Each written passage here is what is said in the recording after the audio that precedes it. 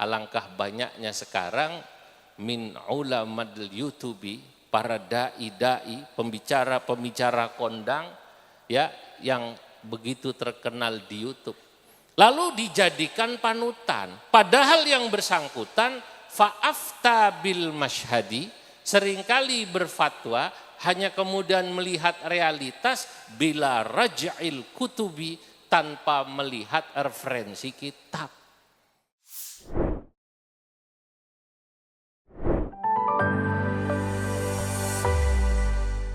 Saudara-saudara, Mbah Wahab yang tadi sudah disebut Gus Romi itu, dan juga dipajang di sini inisiator, pendiri dan penggerak NU.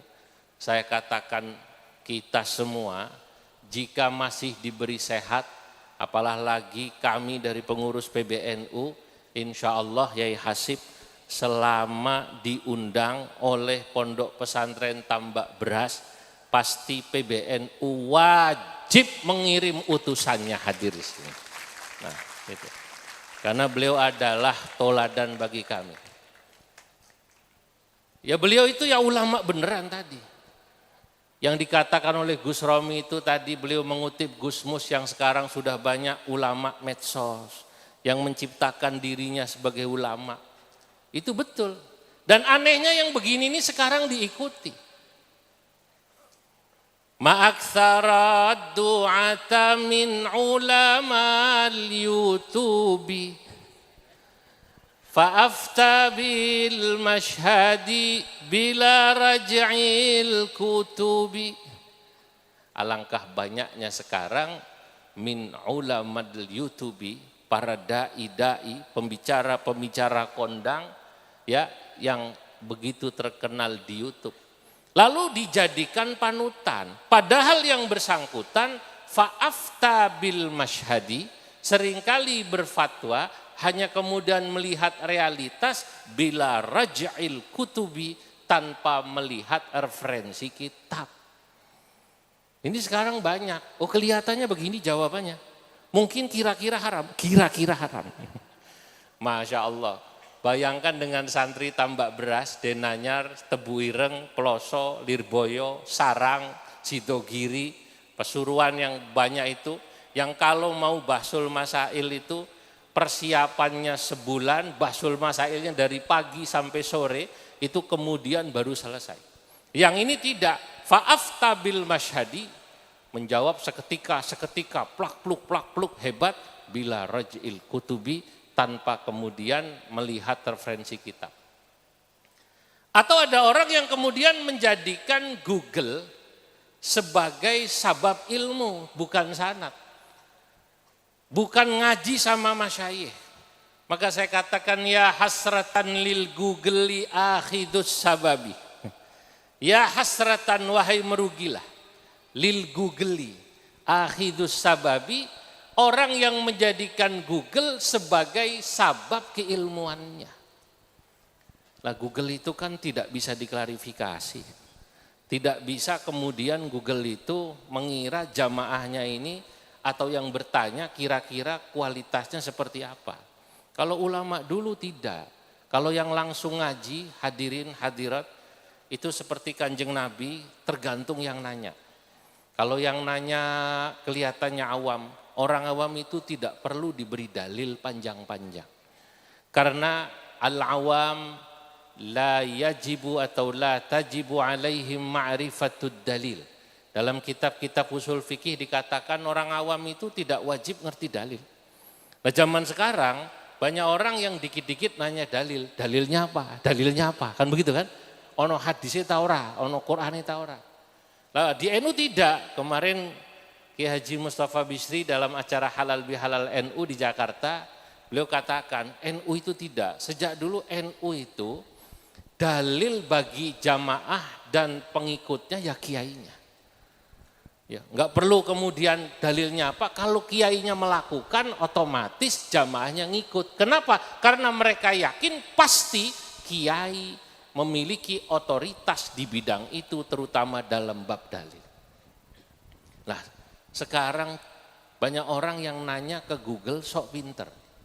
Bapak-bapak, ibu-ibu yang dimuliakan Allah.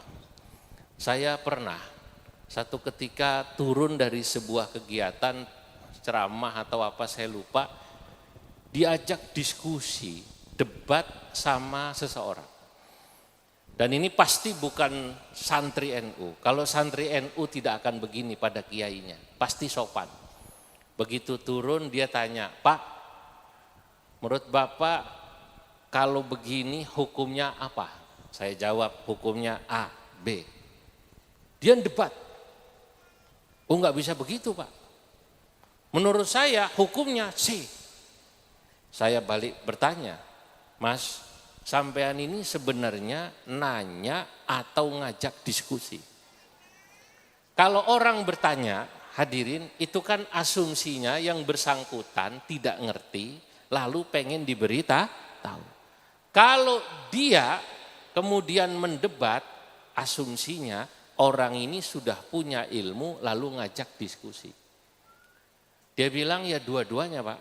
Baik, saya balik tanya, sampean bisa bahasa Arab? Ya bisa lah Pak, kalau cuman marhaban ahlan wa sahlan. Waduh repot ini. Marhaban ahlan wa sahlan repot ya. Itu yang sering saya ceritakan kemarin itu. Kalau cuman marhaban ahlan wa sahlan, ya masyarakat kita yang biasa juga begitu, yang umumnya pergi haji, kalau panjenengan tindak haji atau umrah, begitu keluar dari Masjidil Haram kan ibu-ibu ten Jombang ditawari kudungan nggih.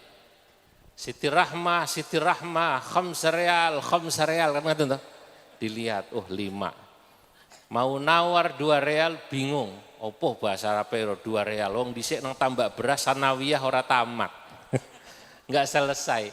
Ingat sembahyang subuh, wan rakaataini. Maksudnya riala ini dia bilang rakaataini. Sing dagang enggak gelem. La. Tsalatsa rakaat fardalillahi taala, Allahu akbar.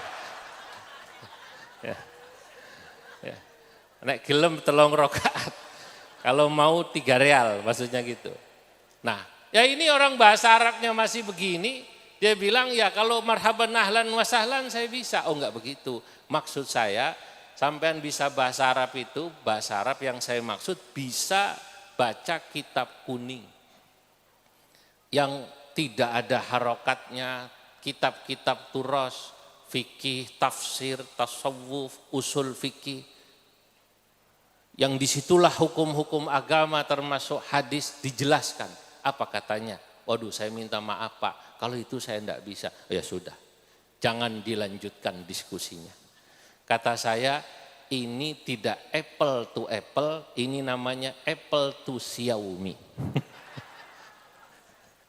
Ini apple lawan Xiaomi ya, angel gitu. Lah Imam Syafi'i ini ku matur, kata Imam Syafi'i rahimahullah, majadalani alimun illa ghalabtuh. Saya kalau diskusi debat sama orang alim itu biasanya saya menang. Wa majadalani jahilun illa ghalabani. Tapi kalau orang yang jahil sing modale otot yang ngajak debat illa ghalabani, aku sing kalah cari Imam Syafi'i. Oleh karenanya saya bilang enggak usah dilanjutkan, wis aku ngalah ae. Sing waras ngalah. Saudara-saudara. Nah, ini sekarang banyak semacam ini. Menjadikan Google sebagai akhidus sabab. Padahal wa innamal ilmu bil isnadi wat talabi. Yang namanya ilmu itu mestinya harus jelas sanadnya dan harus pakai proses mencari. Itu kenapa tadi dalam muqaddimah saya mengutip itu muqaddimah dari guru saya Mbah Sahal Mahfud saat saya diberi ijazah sanad oleh beliau. Cuman saya kutip bagian belakangnya. Kanjeng Nabi Muhammad ini diberi kekhususan umatnya bitasal sulil isnad ila yaumiddin. Sanadnya jelas. Ini santrinya siapa? Oh ini santri tambak beras. Santri tambak beras ngajinya sama kiai siapa? Nyambung sama Mbah Wahab, nyambung terus ke atas, nyambung Mbah Hashim, nyambung Syekh Mahfud Termas, nyambung Syekhona Khalil, dan ini ketiga guru beliau pasti nyambung pada Syekh Nawawi Al-Bantani, nyambung kepada Imam Syafi'i radhiyallahu anhu wa arda an tariqil Khurasaniyin wa an tariqil Iraqiyin.